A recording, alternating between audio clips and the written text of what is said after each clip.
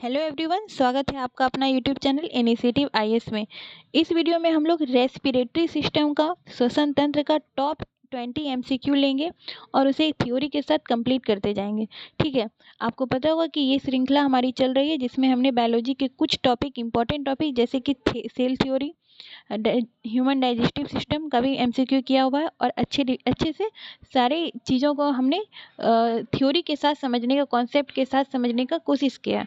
ठीक है, इसी श्रृंखला को आगे बढ़ाते हुए हमारा अगला टॉपिक है श्वसन तंत्र, उसका 20 एमसीक्यू देखते हैं। लेकिन थोड़ा सा पहले इसके बारे में जान लेते हैं। तो ये मानव श्वसन तंत्र को आप देख सकते हो कि नसल कैविटी से स्टार्ट होता है, यानी नाक के छिद्र से।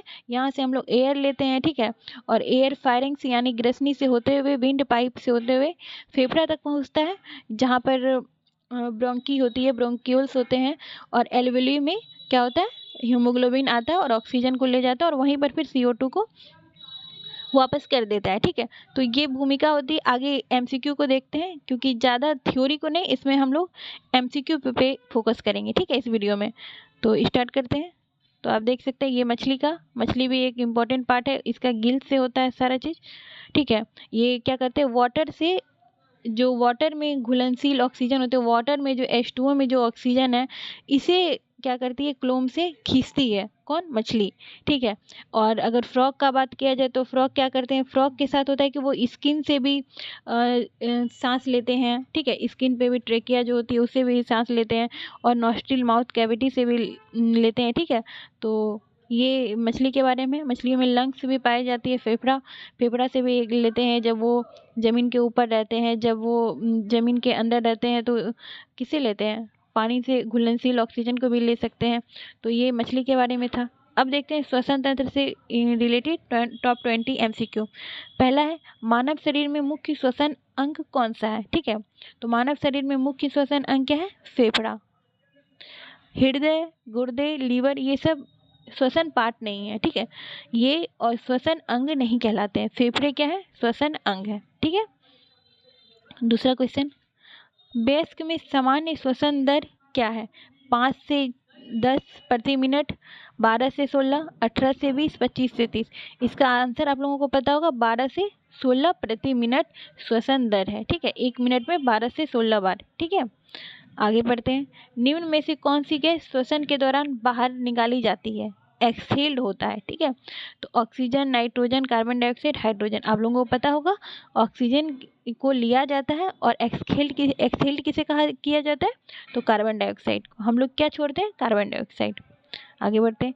नाक के संदर्भ में ऑल्फैक्टरी रीगन किसका कार्य करता है? ऑल्फैक्टरी यानी सुगंध लेने का, तो गंध का महसूस करना, सेंस ऑफ स्मेल, किससे होता है? ऑल्फैक्टरी रीगन से। ठीक है, आगे बढ़ते हैं। गले के नली का क्या कार्य है? वायु और भोजन का मार्ग विभाजन, रक्त का संचार, ऑक्सीजन का परिवहन, मांसपेशियों का संकुचन। इसका आंसर होगा वायु और भोजन का मार्ग विभाजन। आपको पता है, फिगर में आप देख सकते हैं, ये क्या है, यहाँ से स्टार्ट होता है फायरिंग्स, और यहाँ पर 2 नली बढ़ जाती है, एक भोजन नली, एक श्वास नली। जब भोजन आएगा तो ये भोजन नली में जाएगा, और जब सांस मतलब ऑक्सीजन या कार्बन डाइऑक्साइड का आना जाना होता है तो ये श्वास नली के माध्यम से होता है। ठीक है, विंड पाइप और फूड पाइप में चेंज होता है। ये कहाँ से? फायरिंग्स से। ठीक है, आगे बढ़ते हैं। छठा नंबर, शरीर में ऑक्सीजन का वाहक कौन होता है? सबको पता है, haemoglobin.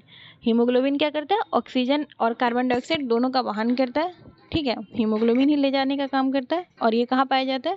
RBC, red blood cell में। ठीक है, आगे बढ़ते हैं। ट्रेकिया का हिंदी नाम क्या है? श्वास नली, विंड पाइप। ठीक है, फेफड़ों की कुल क्षमता कितनी है? फेफड़ों की कुल क्षमता है 5 से 6 लीटर। आगे बढ़ते हैं। निम्न में कौन सा श्वसन प्रक्रिया बिना ऑक्सीजन के होता है? Aerobic, anaerobic, oxidation, fermentation.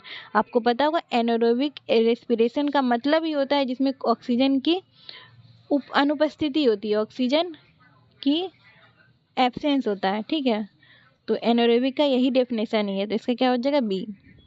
फेफड़ों में वायु को नमी प्रदान करने का कार्य कौन करता है? एल्वियोली, नसिका गुहा, ब्रोंकी, ट्रेकिया। तो इसका क्या आंसर होगा? नसिका गुहा। होता क्या है, जब नाक से ऑक्सीजन, नाक के छिद्र से ऑक्सीजन या गैस अंदर आता है तो यहाँ नसल कैविटी पाया जाता है, उसमें कुछ म्यूकस टाइप का नमी युक्त पदार्थ होता है, जो क्या होता है, जो आपका धूलकन वगैरह रहेगा उसको रोके रखेगा। चिपचिपा पदार्थ होता है, नाक में लगा हुआ सारा धूलकन गंदगी यहीं रह जाएगा नाक में ही, ठीक है। और बाद में थोड़े 1-2 दिन के बाद वो गंदगी आपको पता होगा बाहर भी आता है। तो यही होता है नसिका गुहा। एल्वेओली किन अंगों का भाग होता है? फेफड़े का। अभी हमने फिगर में भी बताया था। श्वसन तंत्र के किस अंग की उपस्थिति वायुमार्ग को खुला रखती है? तो इसका क्या आंसर होगा? ट्रैकिया। होता क्या है कि श्वसन हो, ये देखिए इस फिगर में हम लोग देख लेते हैं, इसलिए मैंने फिगर लिया हुआ है ताकि कोई भी कंफ्यूजन ना रहे। ये देख सकते हैं कि ये है ट्रेकिया और यहाँ पर उपास्थि लगी हुई है, ठीक है। क्या लगी हुई है? उपास्थि। और ये क्या करता है, दोनों तरफ का जो पाइप है उसको बीच में सटने नहीं देता है, क्योंकि जब मान लीजिए एयर नहीं है या एयर कम है तो ये दोनों क्या करेगा, चिपक जाएगा। अगर ये उपास्थि जॉइंट नहीं रहेगा, उपास्थि जब नहीं रहेगा तो ये क्या होगा, एक दूसरे में चिपक जाएगा। इसीलिए ये उपास्थि दिया जाता है। तो ये कहाँ दिया जाता है? ट्रेकिया में, ठीक है। आगे बढ़ते हैं, कहाँ तक थे हम लोग? हाँ, इसका क्या हो जाएगा? ट्रेकिया। आगे बढ़ते हैं। डायफ्राम कहाँ स्थित होता है? छाती और पेट के नीचे। आपको पता होगा डायफ्राम कहाँ होता है? छाती और पेट के नीचे। पूरा फेफड़ा, जहाँ श्वसन तंत्र का पूरा अंग खत्म होता है, ये यहाँ पर से फेफड़ा, ये फेफड़ा है और यहीं पर क्या होता है? डायफ्राम लगा होता है। ये छाती है और ये पेट, इसके नीचे में ये होता है, ठीक है। रक्त फेफड़ों तक कौन सी गैस ले जाती है? ऑक्सीजन। देन वाइटल कैपेसिटी क्या होती है? फेफड़ों का कुल आकार, सांस लेने और छोड़ने की अधिकतम वायु की मात्रा। तो इसका आंसर हो जाएगा बी। निम्न में कौन सी बीमारी श्वसन तंत्र से संबंधित है? सबको पता है, अस्थमा। मधुमेह नहीं होगा, कैंसर नहीं होगा, कैंसर नहीं होगा, 2 ऑप्शन कैंसर ही हो गया, नहीं है, अस्थमा, ठीक है। श्वसन नियंत्रण का केंद्र कौन सा है? मस्तिष्क का मेडुला। मस्तिष्क का मेडुला ही श्वसन को नियंत्रित करता है। एपिग्लोटिस आपने सुना होगा। ऑक्सीजन की कमी को श्वसन में क्या कहते हैं? हाइपोक्सिया। क्या कहते हैं? हाइपोक्सिया। तो इसका क्या आंसर हो जाएगा? ए, हाइपोक्सिया। एलर्जी से होने वाली श्वसन समस्या? Asthma, pneumonia, bronchitis, typhoid. इसका भी आंसर होगा ए, अस्थमा।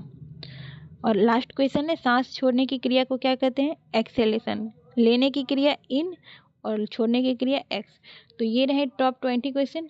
अगर ये सेशन अच्छा लगता है और ऐसे क्विक रिवीजन वाले सेशन और चाहिए तो कमेंट करिए, और अगर वीडियो अच्छा लगे तो लाइक करिए। Thank you so much.